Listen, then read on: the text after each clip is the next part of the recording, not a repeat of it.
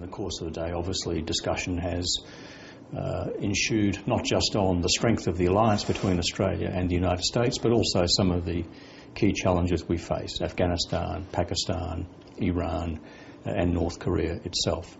Just on Iran, of course, we regard the ballistic missile launches by Iran as provocative, but I think it is important to focus on the officials' talks on Thursday of this week, the P5+1 talks with Iran.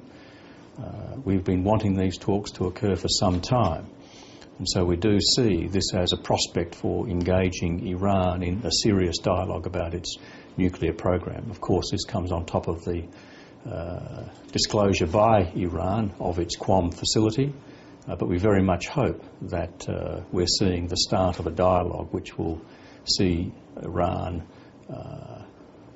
properly comply so far with the international community's requirements and wishes so far as its nuclear program is concerned. On the topic of Iran then, what are the chances though of that dialogue later this week being successful when you've got Iran sending up long-range missiles just days before those talks are due to start? Well, I think of course it's provocative, of course it's inflammatory, but I do think we've got to focus on the talks on Thursday. They are talks which Australia has been wanting and the international community has been wanting for some considerable time.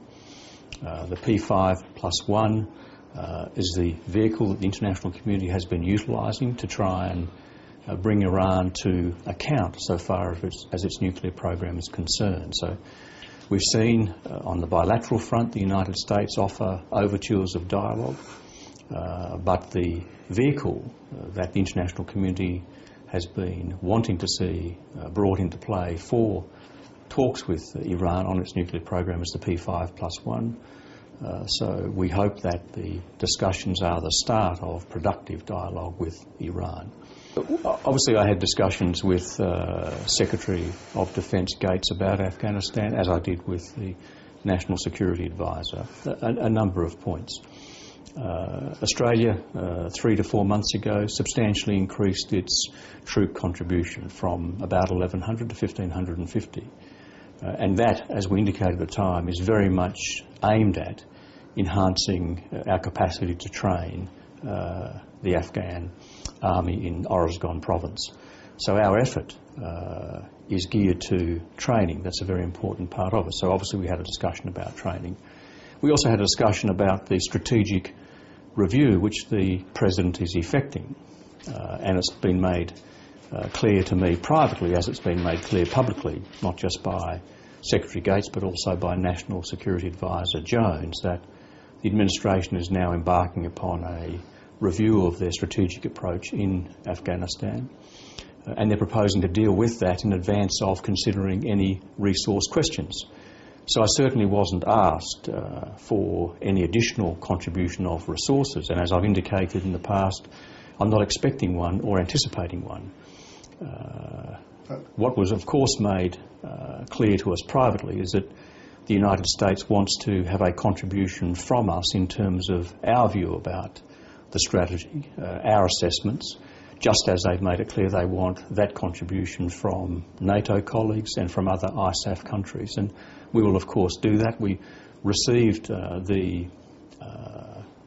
Crystal Review or report recently. We're obviously studying that, but we're now putting our minds to, very carefully, what advice or recommendations or comments we can provide to the administration as the President undergoes this strategic review in advance of any questions of resource allocation. Right.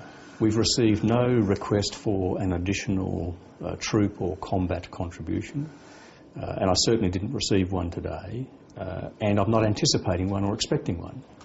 The reason or the rationale for that is quite clear. We substantially increased our troop or military contribution in the last 3 or 4 months, and that is warmly appreciated by the United States administration as they've made clear publicly.